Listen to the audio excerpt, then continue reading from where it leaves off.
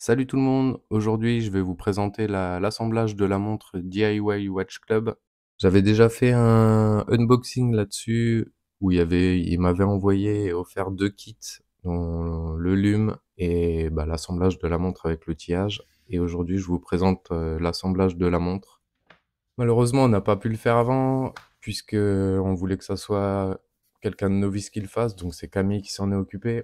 Et on n'a pas eu trop le temps de le faire avant, donc on vous le présente quand même aujourd'hui.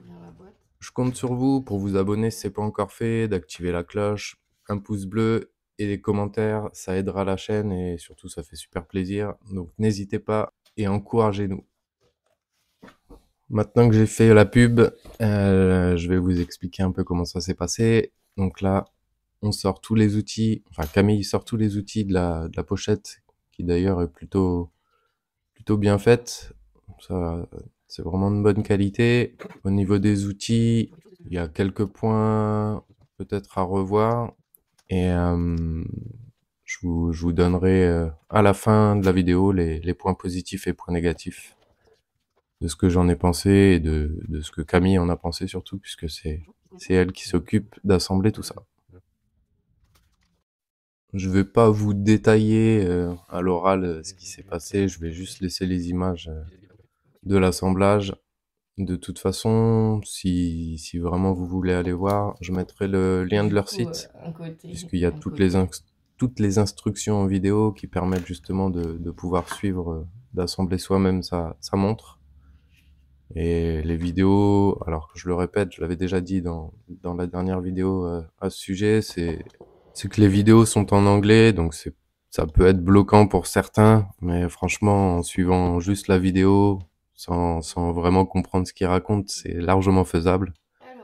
On fait des pauses dans la vidéo, le temps de faire de répéter ce qu'ils font, et ça se fait vraiment très bien. Franchement, il n'y a pas eu de grosses difficultés. Et ils sont très réactifs aussi, on peut leur poser des questions. Et aujourd'hui, avec Google Traduct et autres traducteurs sur Internet, il y a moyen de communiquer avec le monde entier sans parler une autre langue que le français. On peut largement s'en sortir. Pour le temps d'assemblage, Camille, elle a mis environ 1h30, 1h40, on va dire, sachant que je l'ai fait recommencer plusieurs fois et à cause des caméras, il y a certaines choses où c'était pas cadré, je l'ai fait recommencer. C'était pas le plus pratique pour elle. Je pense que en moins d'une heure, en 1 heure, 1h30, c'est faisable, sachant qu'elle a pas l'habitude de faire ça non plus. Et elle était un petit peu stressée par la caméra, donc ça met une pression supplémentaire, mais elle s'en est vraiment très bien sortie. Je l'ai pas aidé beaucoup, juste sur 2-3 points, mais sans moi, ça en serait sorti quand même. Je flippe. Je suis pas du tout détendue en fait. On a réutilisé cadran et aiguille que Camille avait fait justement avec le premier kit pour faire le lume soi-même. Et ça donne bien, vous verrez de toute façon à la fin, je fais pas mal de photos pour voir ce que ça donne justement. Et on s'est dit que c'était bien d'utiliser ce que Camille avait déjà fait. Et en cas de loupé, pour ceux qui ont un petit peu peur de ça, il y a plusieurs jeux d'aiguilles et des cadrans de rechange en cas, en cas de problème. Donc ça va, ils ont prévu le coup parce que ça peut arriver, hein. On n'est pas à l'abri d'un petit loupé. Là, on est arrivé à la partie où un peu plus délicate, on va dire. C'est la pose des aiguilles. Donc, déjà, faut savoir le faire, mais encore une fois, tout est bien expliqué dans la vidéo. Il y a vraiment pas à s'en faire là-dessus. C'est bien détaillé et les outils sont largement suffisants pour faire ce qu'il y a à faire. C'était le moment du contrôle, moment de vérité, juste pour voir si, au moment où l'aiguille des heures arrive sur midi, la date saute. Donc ça saute bien pile poil quand on est à midi. Il reste à mettre l'aiguille des minutes et faire la même chose. C'est là qu'on voit que c'est un petit peu moins évident des fois. Mais après, il suffit de les enlever et de les remettre jusqu'à temps qu'on soit content du résultat. Le deuxième moment de vérité, je vais accélérer.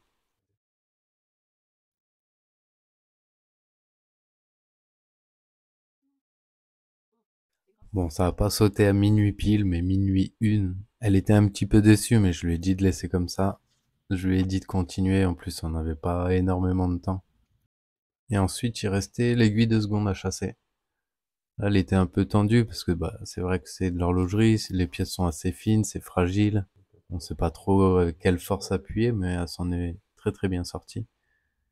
Et comme j'ai déjà dit, la vidéo, il montre bien ce qu'il y a à contrôler au moment de la pose des aiguilles pour voir si ça fonctionne et si on est, si on est pareil que sinon on recommence, il y a de quoi déchasser les aiguilles. Pas de problème pour ça. Là, il reste le tout à mettre dans le boîtier. Une fois que c'est fait, et comme madame est pointilleuse, ce qui est une très bonne chose d'ailleurs, en horlogerie, elle a bien passé de son temps à dépoussiérer, enlever toutes les petites marques, être sûr que c'était nickel. Vaut mieux faire comme ça évite de redémonter par la suite pour renettoyer une deuxième fois. On a toujours plus de risques de marquer les pièces et les composants, donc vaut mieux faire bon du premier coup.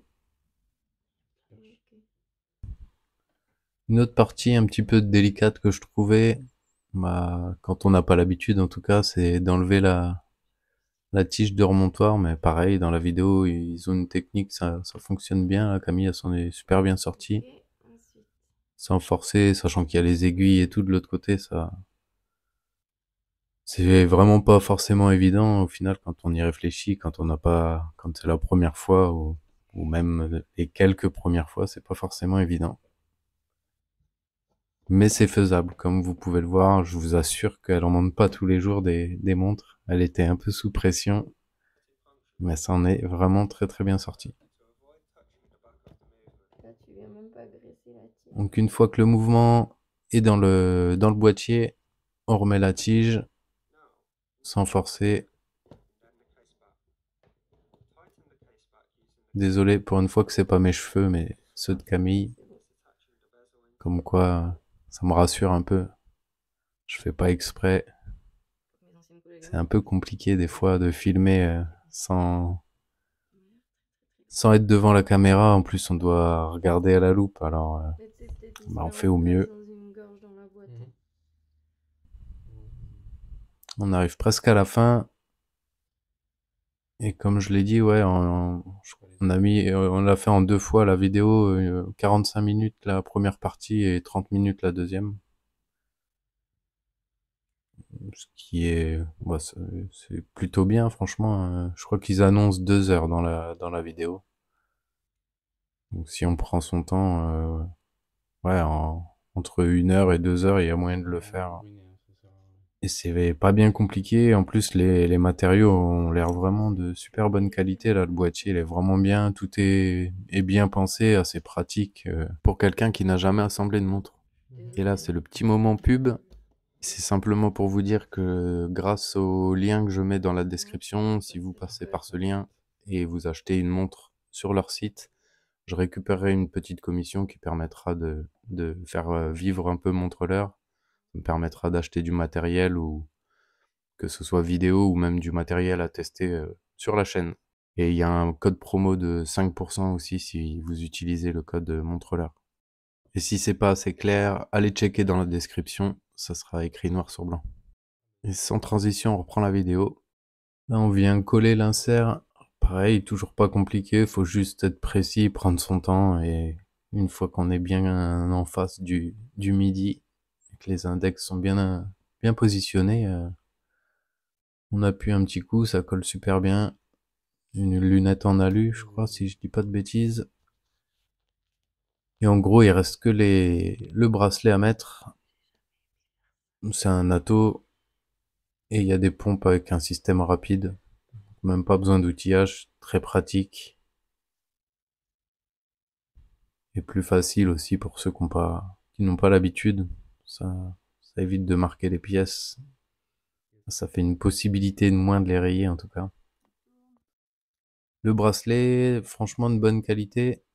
Il était un peu trop petit, on a mis un peu de temps à le régler à la bonne taille.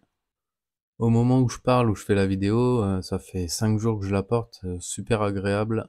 Le bracelet est très très bien, confortable. Après, il y a moyen d'en avoir d'autres, je pense, sur le site. Il me semble que oui, il y a différents styles. Et on arrive à la fin de la vidéo, je vais vous donner un peu l'avis de Camille, surtout sur les points positifs et points négatifs. On va commencer par le négatif. Alors franchement, il y en a pas de ce que elle a ressenti. Franchement, ça s'est super bien passé. Et c'est pas parce qu'on nous a donné la montre, hein, vraiment. Je vous dis ce que j'ai vu et ce que Camille a eu pendant l'assemblage de la montre. En fait, s'il y a une seule chose que je pourrais redire, c'est la qualité du tournevis qu'ils ont donné. C'est un peu comme les Bruxelles, je pense. C'est pas de très très grande qualité, mais les Bruxelles, elles ont largement fait le boulot. Il y a juste le tournevis qui est vraiment pas jojo au niveau de la mèche. Mais sachant qu'on n'a pas eu besoin de l'utiliser, vraiment pour être tatillon, en plus le reste de l'outillage est très correct pour faire un assemblage comme ça suffit amplement. Alors on passe au point positif maintenant. On commence par la qualité des composants.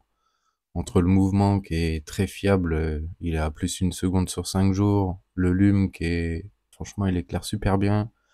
Et le boîtier aussi, très bonne qualité. Les finitions sont très très bien. L'assemblage assez simple pour quelqu'un qui n'a jamais fait.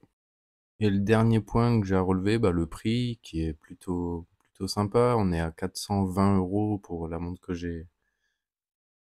j'ai eue, mais sur le site on peut en trouver comme celle-ci de 150, ça fait environ 150 € à 187 $ je crois. Avec l'outillage, on est à 130 € environ sans l'outil, sans les outils. Et ça peut monter un peu plus haut, comme celle-ci, la squelette, avec un boîtier en bronze, avec un kit outillage un peu plus fourni. Il est en pro celui-là, on en a pour 785 $ et il y a même des tourbillons. Je les avais montrés sur une autre vidéo où je présentais les produits. Donc voilà pour l'assemblage de la montre. J'espère que ça vous a plu. N'hésitez pas à regarder dans les commentaires, enfin dans la description si vous voulez en savoir plus. Et je compte sur vous pour mettre un max de likes pour Camille, un max de commentaires aussi, ça aidera la chaîne. Et encore un grand merci à DIY Watch Club pour m'avoir fait ce petit cadeau que je vous ai présenté. Allez, on se retrouve très bientôt pour une nouvelle vidéo. À plus!